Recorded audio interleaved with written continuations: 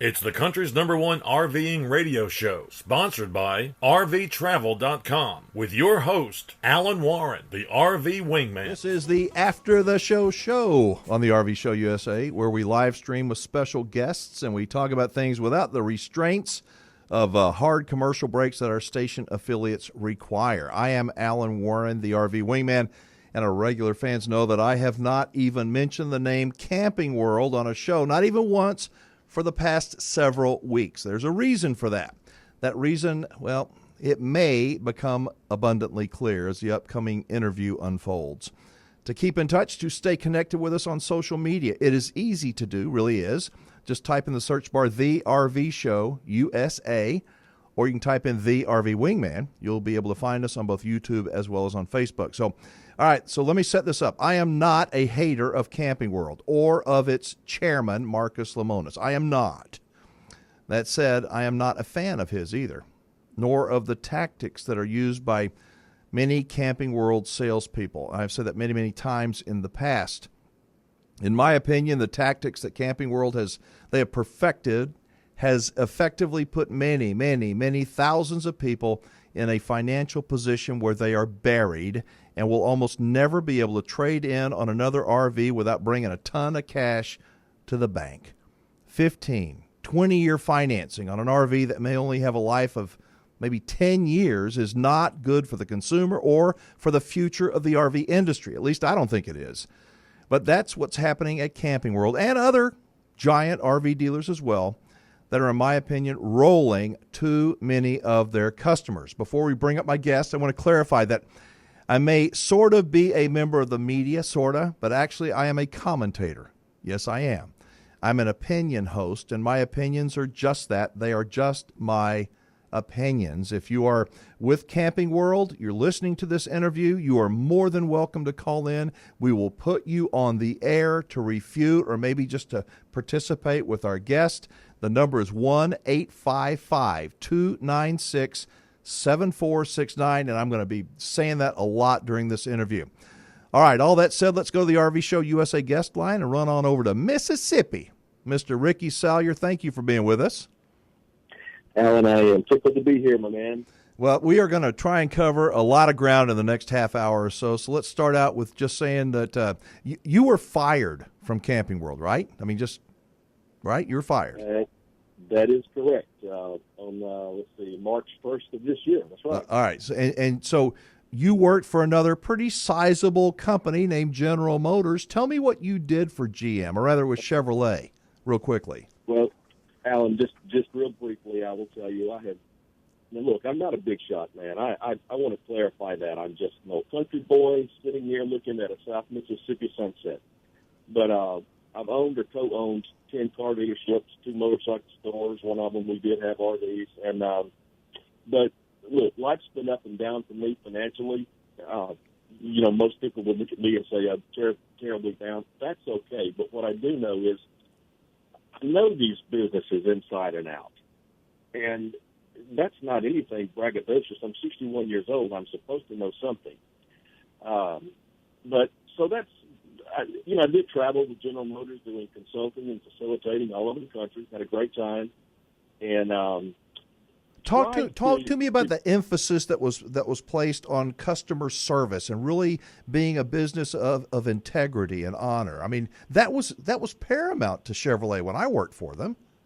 Oh, absolutely, Alan. As a matter of fact, our theme during that tenure that I was with them was total customer enthusiasm. Now, look, you and I know it's impossible to reach that high, but to strive for it, you do a lot of great things along the way. I mean, you do truly try to make everybody happy and to do the right thing.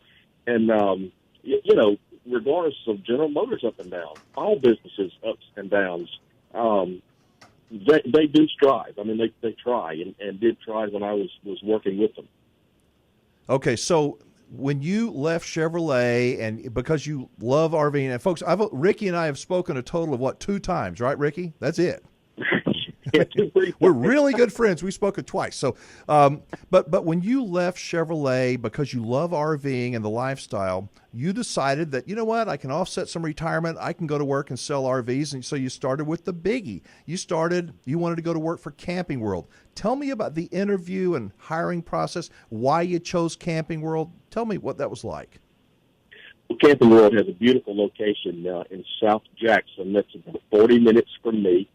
And looking at the inventory, looking at the place, and I guess even at 61, there's some naivety here. I just assumed that would be a cool place. I want to work.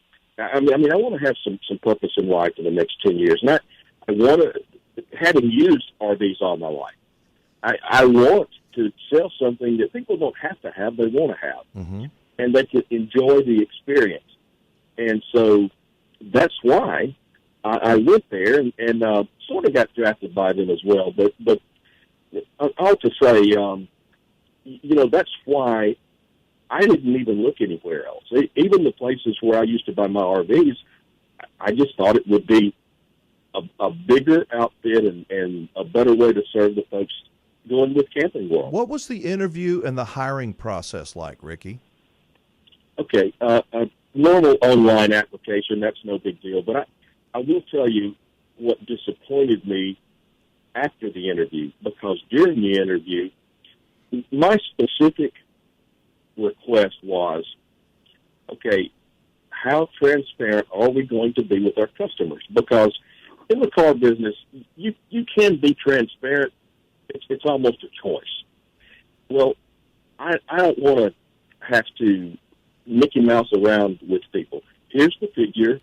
Here's, if you'd like it, we can see about financing, but show everything up front. And I was guaranteed by David McCleary, the general manager, that, yes, we are so different than the car business, so much more transparent. He said, no, we do use a core square, which simply means, folks, here's the price, here's your trade value, here's what you owe, and here's your down payment. You calculate that out, and that equals a note. Well, I guess I took that to mean you do that every time, and you come down to a bottom line figure, and you're financing X. I will tell you, I have never been so blown away by the opposite. Please let me throw this in, Alan. I am not a Camping World hater. I am not a David McCleary hater.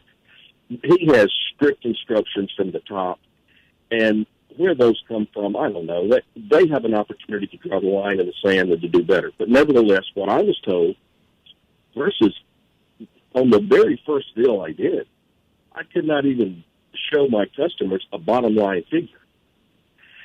That's the biggest disappointment. But that doesn't seem right. That doesn't seem right, Ricky. I mean, give me a bottom line. That's what everybody wants. Yes, we want a nice RV, but give me the bottom line. Let's get there. And you weren't allowed to do that? David, I want to make sure that I say this correctly, but the only bottom line figures that my customers ever got was when I figured it for them. In other words, they would just draw this heart like they were in love or something and put payments out there with a bigger down payment than the customer wanted to pay. And every deal, and they wanted this done every single time, even if a customer wanted to pay cash. They wanted to present them notes without telling them how many months, without telling them an interest rate. They adamantly told us to say, these are industry standards. So it was a vague process, and a vague process for profit. Those are facts, Alan. Now, again, I'm not a Camping World hater, but I can't dodge the absolute truths. And that's an absolute. That is the way they do. How were you trained, Ricky, as a salesperson? Was there any training really provided, or did they just throw you out there and say, go get them? Mostly. I was there about 2.5 months. I never had privy to any product knowledge information. I never had any training other than the GM from this store in Jackson, and he trained on the buyer's order. In other words, here's what you put. The only figure you put on this buyer's order is the internet price. Everything else will do, meaning the management. And he went over that with a ton of redundancy several times, and one other GM from another store came in and did the same thing. Now, I may have had some other basic training. I don't remember what it was if I did, because, again, I never even got in 2.5 months now, and I was selling as many campers as anybody. I didn't have a number to go on the computer and do any training or anything else. From the day you started working at Camping World, when did your thoughts about, gosh, what am I doing here? This isn't what I thought it was going to be like. How long had you been there before that feeling started to overcome you? And describe how that kind of transpired, how that happened. The very first deal that I actually worked, I had some bad feelings about it. Those escalated the entire time. And the last day, and Alan, I got to tell you, I never lost my cool there. Those guys never saw me get upset, heard me get upset. I just didn't. But on the last day, if you can start from a slightly uncomfortable position on the first sale, now you go to the last sale, the day I was fired, when I was told to go tell a customer that hitch work was $2,995. When 50 feet away in the parts and service department, the retail price for the same package was $798. Oh. That's what really. Now look, I will tell you, that deal is the only deal I did, David, that is still. I'm sorry, I'm thinking about David Allen. I apologize, but that's the only deal. Still a little bit on my conscience. But at the end of the day, the customers were real happy. That doesn't make it any better in the way, I should have stopped right there. And I confess I didn't do it. Much hesitancy, but if you can picture a slow dislike of the way things were done. Again, did you speak with your? Hang on. Two things. First off, Camping World. If you're listening, anybody from Camping World wants to call up and visit with Ricky and say, "No, Ricky, you got it all wrong." 855-296-7469 is the telephone number. The second thing is, were you able to speak with your manager one-on-one directly about some of these issues, and what were those conversations like? No, he would not speak. In a meeting with the entire company, which we had once a month, he talked about his open door policy and how he would meet with anyone at any time. From the very first day I got there, countless times, I'm literally maybe 50, I would go to David McCleary and say, "Hey, man, I need 5 minutes. Or can you spare just a minute?" Every single time, the answer was no, to the point where he said the best way to communicate with me. Now, Alan, I'm a lot of things, but man, I'm not a liar. He said the best way to communicate with me is to text me or email me. This is the guy that I stand across from talking to every day in his quote-unquote tower. And I did try that. No responses there either. Now, Alan, please let me throw in, man, I met so many cool people at Camping World. The sales people, absolutely great. Service people, great. But what they're forced to do is completely unethical. But do the buyers, why don't the buyers realize it? Are they just, is it like a slow intoxication and they're like anesthesia? They just go under, they're hypnotized, and they end up signing on the bottom line? How come the customers, how does this happen, Ricky? How does it happen to generally pretty smart people that go in, they just want to buy a nice RV for a fair price and be treated right? Well, David, Camping World's focus is on first-time buyers. Now, it's not that they won't sell to somebody else, but their focus is on first-time buyers. Now, you and I know the first-time buyer knows less about how to deal or how to make a purchase than anybody else. Not that you ought to have to come in and deal, really.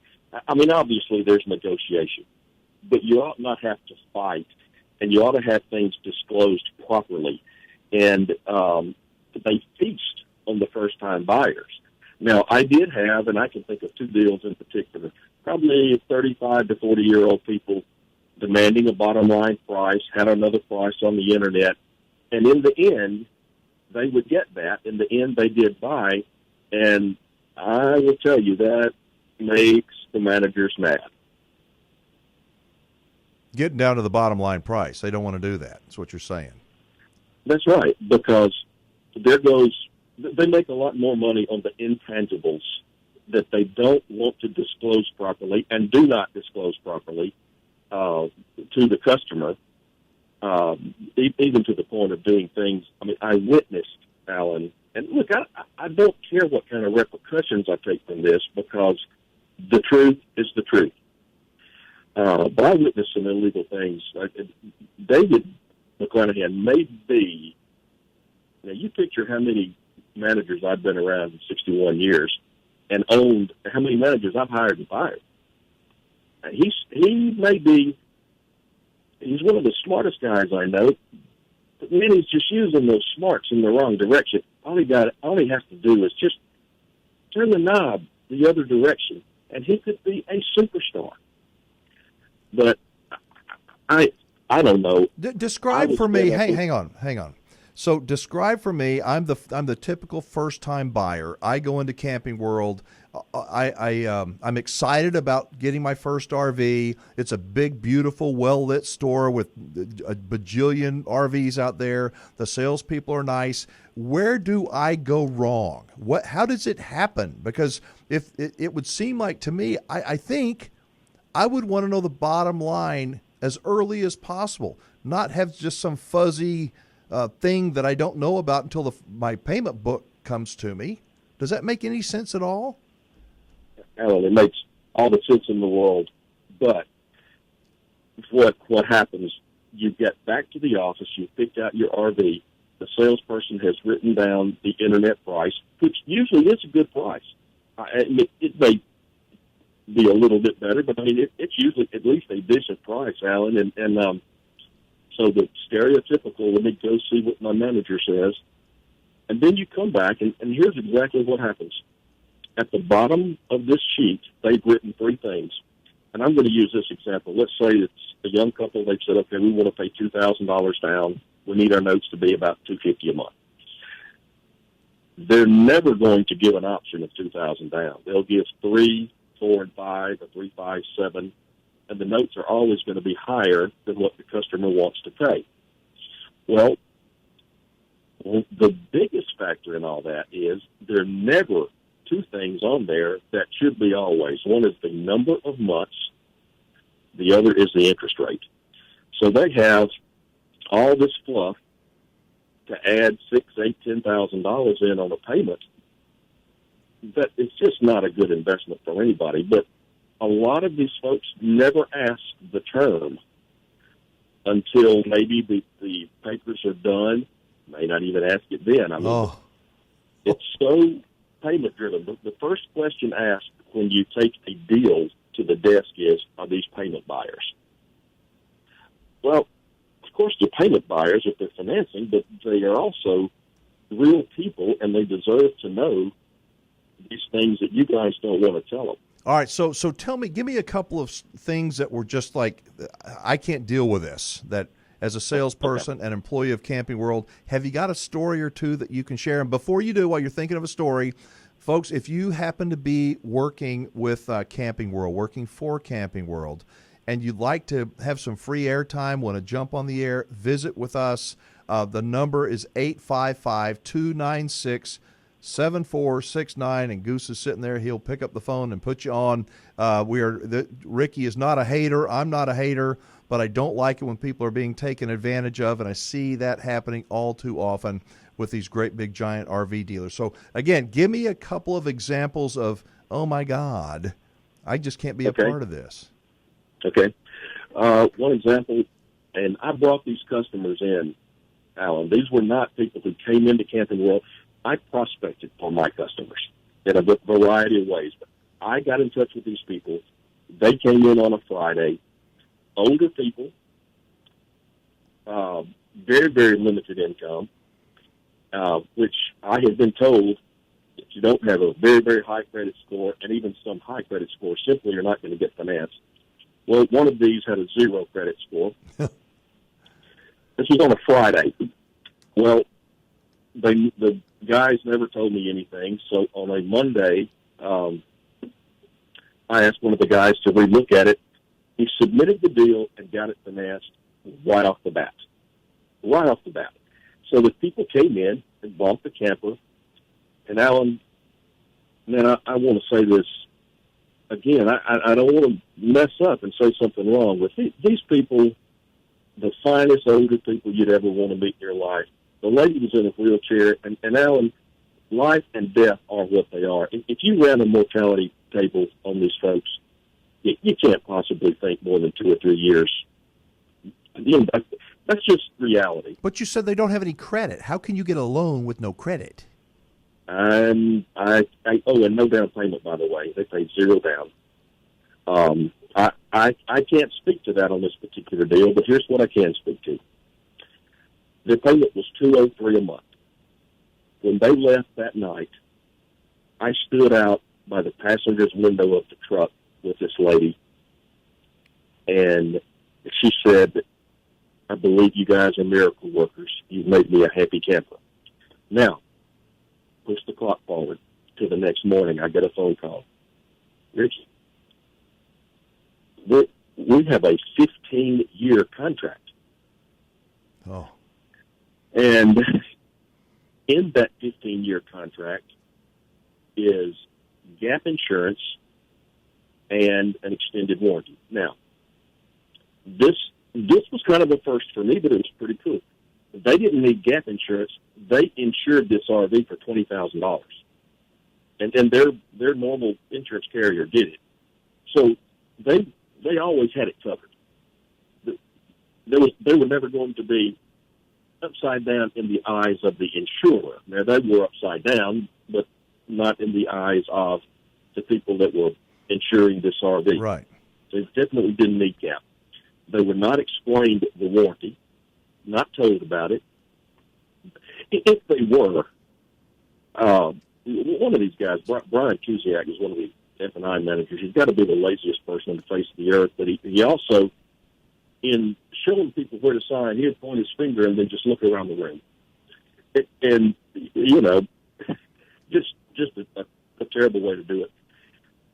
So they came. So hang on. So these people were the number one. They couldn't qualify. Had no money down. Had no credit. Miraculously, they were able to get a loan and get financing at Camping World. Got the trailer, I guess, of their dreams. They were over the moon when they left the first day. The next morning, the hangover hit. They realized they had a 15-year note. They went from happy to, oh my God. Yes? No? Exactly right. And when they came in, the management would not let them redo the contract. Would not let them the next day redo the contract. Now, these people, in spite of the way this sounds, they're not ignorant. They're good country people. They weren't disclosed the number of months. They never expected to get home and find a 15-year contract. So they did call an attorney. And they did not sue. They never threatened to sue. They just wanted to know what their rights were. The attorney did explain to them that they have 30 days to cancel the gap and the extended warranty. On the 26th or 27th day, they did come in and they demanded that, and it was done. But so that comes away from the end of the contract. That reduces their years back to what they expected. And how often did this kind of thing happen? How often did this stuff happen, Ricky? I mean, did people? To the point where the receptionist, we had 3 or 4 receptionists, and their famous words, "I apologize, he can't take a call right now." And only the managers would not talk to people about it. But Alan, that's not the worst story. Man, and look, I'm on your time, man. I don't want if you don't want to hear this, fine. No. I mean, if you want to say it, say it. I appreciate your honesty and willingness to be open. And you sound very believable, Ricky. So again, if anybody from Camping World wants to, chime in, we've got a toll-free number up on the live stream, and you guys can call. And Goose has actually been talking to a couple of people already. So, so go ahead. Give me the bad one. Well, Alan, I definitely will call because I'm not exaggerating here either. I've been in contact with Camping World corporate no less than 40 or 50 communications. They've been extremely nice and just as vague as the people in the dealership. But this will put the icing on the cake for you. Again, whoever is listening, this is an absolute truth. Alan, I don't care if you give them my phone number. This is an absolute truth.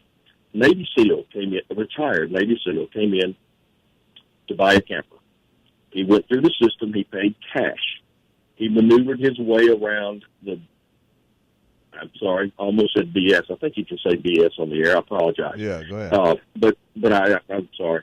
But so he got a check from the Navy Federal Credit Union, picked up his RV, kind of a rush that day in showing him this and that. He got it back to where he was parking it for the time. It had major leak problems from the plumbing.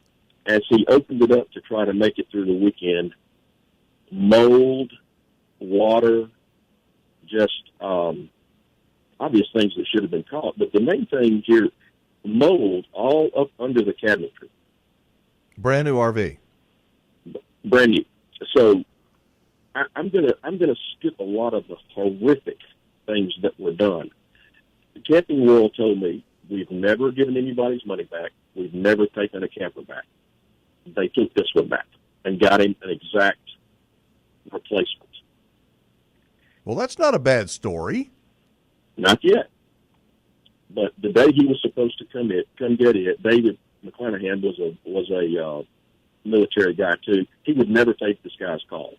This was one of the deals that led to my downfall, because in sales meeting, he said, this guy's never going to be satisfied with his military training. I mean, man, that's enough to cry about right there. But in sales meeting, I said, wait a minute, David, because I didn't want these salespeople who didn't. Hey, these are good salespeople. I mean, they're good people. They're just being trained wrong. And I said, look, that guy got the worst treatment of anybody I've ever seen in my life, and I've seen a lot. And of course, there was silence for a moment, and he picked on up. But the camper that he bought, he got back home, same deal. Oh. On top of him having to wait 4 or 5 additional hours for it to even get ready.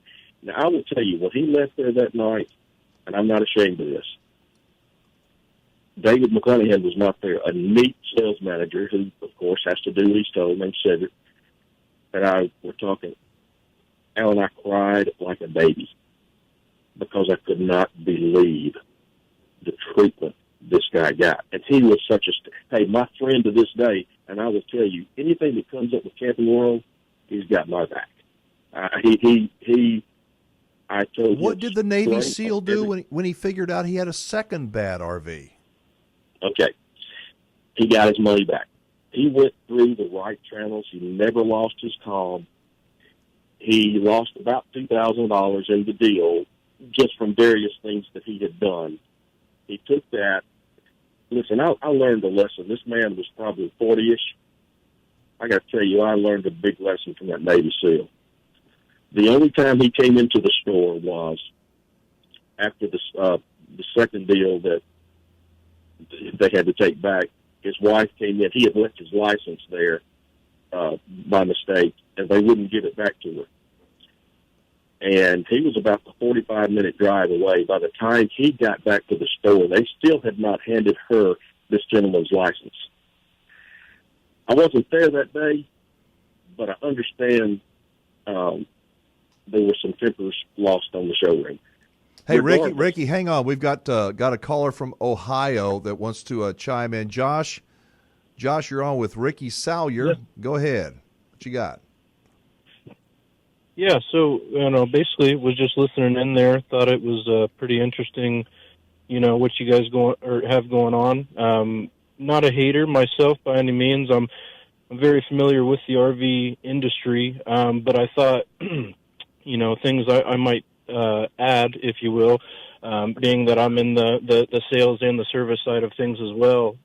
Just things to look out for if you do plan on dealing with them, I guess, if they got the trailer you want, if it's something that, you're working with somebody, but just things to look out for that they are more or less notorious or known for, that has given them said reputation today. Go ahead. So, okay, so starting off, the gentleman before me, I think he explained things great. He's still on. Ricky's still on. So. Oh, Rick is still on. Okay. So, yeah, I mean, as far as extending the notes and everything, I thought that was spot on. I do deal with that quite often, and a couple other things I found in my experience are things I would refer to as hidden fees. A lot of that, for example, let's take the freight fee, for example. The Texas dealers down there, it seems to be very common for them to not use the actual pricing. They'll go by like a minimal advertised pricing, right? So, which I deal with a customer at least once a week. They'll say, Josh, why would I travel to Ohio to buy the trailer when I can pay for it when I can save $7,000 down here? And I'll get into it and I'll say, well, again, the freight fee alone, that's the cost of getting the trailer from the manufacturer to that dealer's location. You're going to be subject to pay for that. That could be almost $3,000 by the time it gets to Texas. That's one thing that I find a lot of the time they do not inform the customers of before the sale. Another thing which kind of irks me, if you will, I think it's kind of greedy in my opinion, but that would be the preparation fee. I've seen anywhere from $500 to $1,500 depending on the size and if it's a motor coach or if it's an actual pull behind. But anything, if they do actually PDI the trailer, the pre-delivery inspection, if they do actually do that, any claim that they find, they'll actually just submit that to the manufacturer and get paid. So they're actually charging the customer to do this process, and then they get paid double basically for anything that they do truly find. So I thought that was interesting. Yeah. No, I thought that was interesting. And then, last but not least, the inflation of interest rates. I think the other gentleman kind of hit that on the head. They're, anytime a dealership finances their customer's business, and this is the big one here, anytime a dealership finances their customer's business, they actually get paid reserve money from that bank in which they give their business to, right? But what a dealership like Camping World does is they'll send your credit to all, 15 banks that they work with. The only reason they send it off that many times and your credit takes such a dive is because they're trying to see which bank is going to give them more money for your business. Not give the customer the best rate, but get them the most money in their pocket. You're absolutely correct, sir. So, and after that is done, I've actually seen, in some cases, I've had customers bring me, their purchase agreements and their terms and conditions and stuff, so I can help them out and guide them in a better direction. But yeah, they'll pocket that money, the kickback money as profit. They'll extend the note so that they get more money back from that bank, and here the customer is, a 15-year term, way more than they anticipated to pay, just so Camping World got a couple more bucks in their pockets. It's honestly very greedy, and again, not a hater. They've gotten as large as they have, over the years because people have let them. There's no secret to that. But I just think it's finally time to maybe tone it down a little bit. These guys, campers are some of the nicest people I've ever met. Yes, and they are. To treat them like they're not human per se, just to get more profit is just, I don't know. It's time to make a change, in my opinion. You know what I mean? Well, I appreciate your phone call, Josh, and your input. That's all of those are great points. Thank you. And that's what this show is trying to do. We're trying to raise the level of the playing field and make it more even, where the consumer has more knowledge. We're not trying to bash the industry, bash anybody, but we are trying to make people aware of some very harsh realities that are out there. And anyway, thank you for calling. Ricky, when we spoke a couple of days ago, you had said that there's a lot of people out there that say, if you ask them, they would say that they're really happy with Camping World and the RV that they purchased. But you said they are for now, but one day they're not going to be. Can you explain that, please? I can, but please let me back up, Alan. And I know you think I was finished with the story from the Navy. Oh, I'm sorry. Go ahead. But just let me tell you what happened to the second. Excuse me, to the first camper he brought back. I don't know what the second one was. The first one he brought back with all the mold and so forth was put back on the line. Nothing done to it. Nothing. It was put back on the new line. It was sold on a Friday afternoon to another customer. The salesperson did not want to sell it. He told the manager. The manager opted to sell it anyway as new without disclosing everything, and they had that camper back again on Monday. Do you think the big shots at Camping World up in Lincolnshire are aware of this stuff, or do you think it's a bunch of rogue managers that are giving them a bad reputation, Ricky? I think if there are 50 people in a dealership at Camping World, I think 45 or more are very, very good people. But the general managers are being told what to do. Their job is on the line. They're taking what they're told and demanding it of others.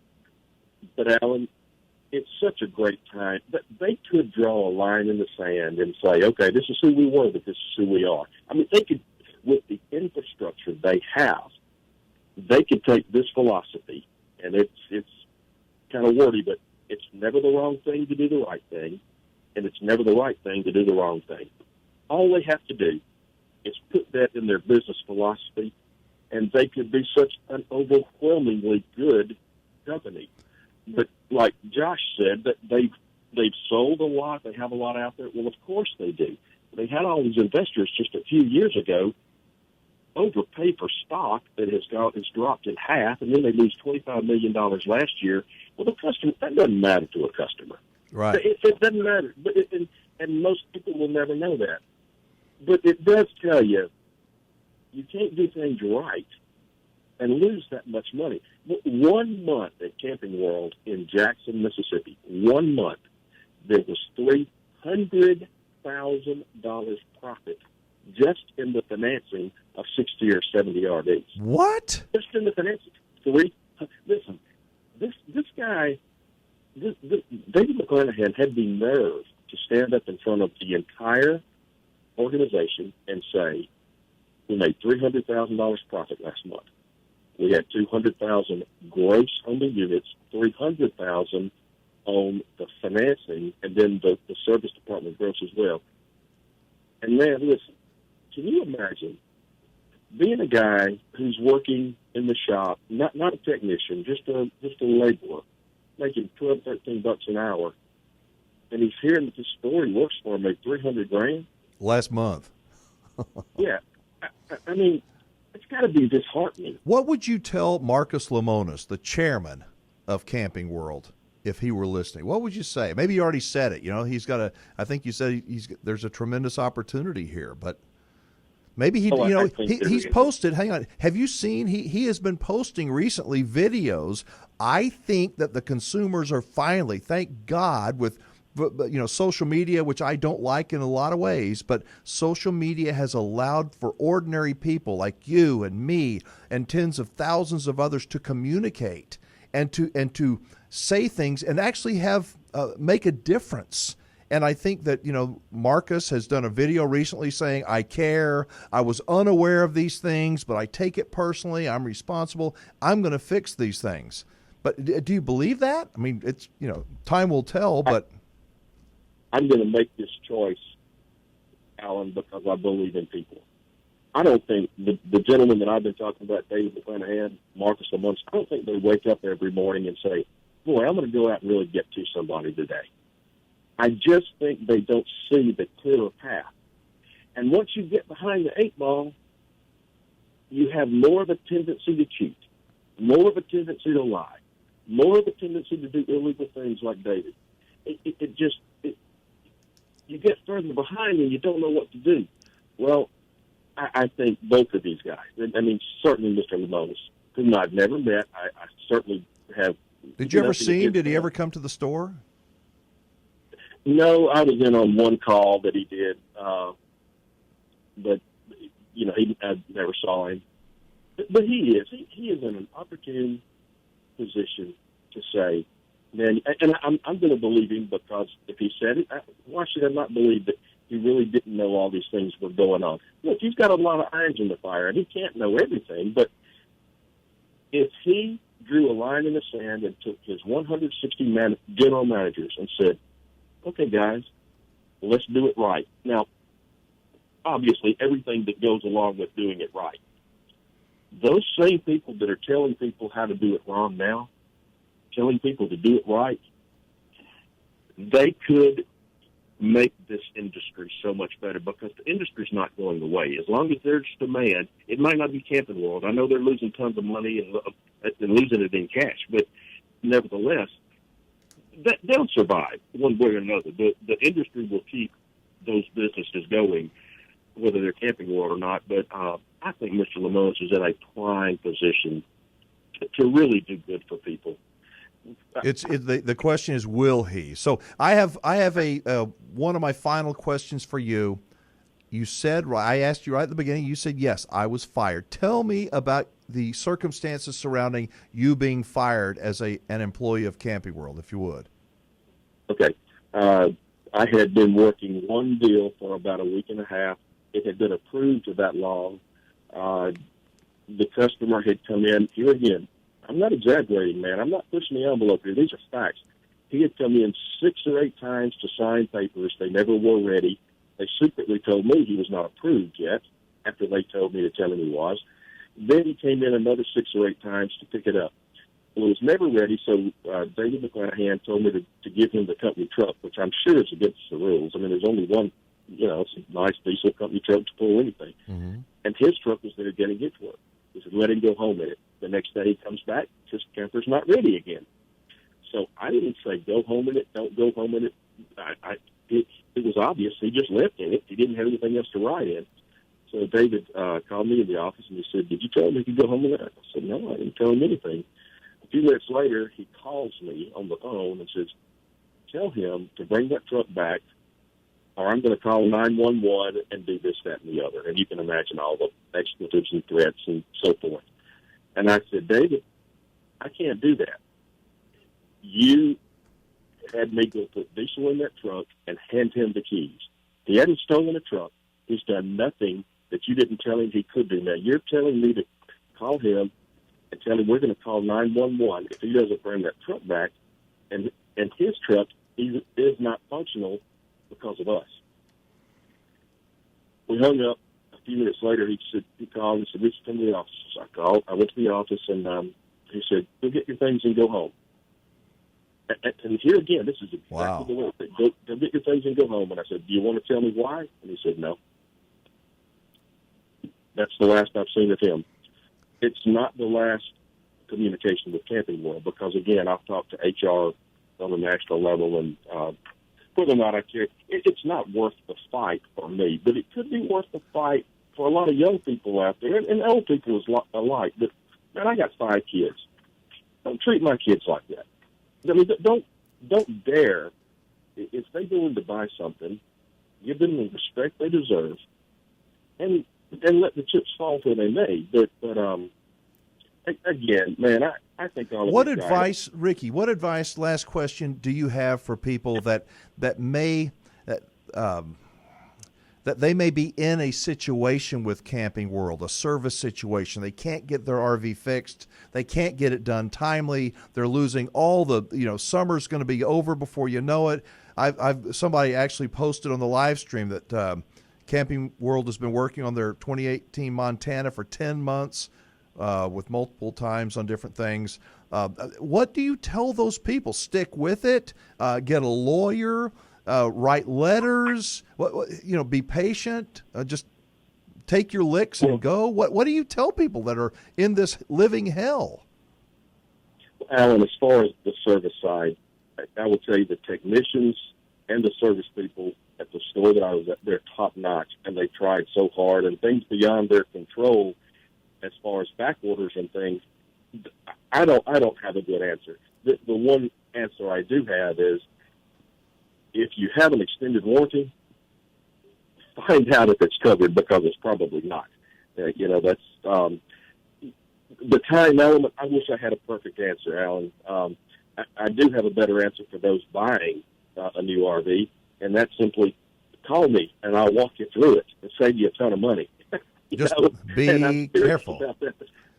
Be careful. That's right. Just watch what you're doing, and let's all hope and pray that look, man, I'm not. I've been there, done that. Is the only reason that I know what I know. These people, my hope for them is that they will make an about face. All but one of the people at the Camping World in Jackson, Mississippi, to me, are number one people. Unfortunately, they fell under the instruction of one who was not. Well, listen, we're going to need to wrap it up, Ricky. I know we have only scratched the surface. I appreciate your honesty and your willingness to share your experience. I know not everyone has had an awful experience at Camping World, but in my view, too many people have. And I think that our conversation can hopefully shine some light on a situation and prevent people from getting caught in, like their RV dream becomes an RV nightmare. So thank you so much. We got to leave it there, but I look forward to speaking with you again. All right. Thank you so much, Alan. God bless. All right. Same to you.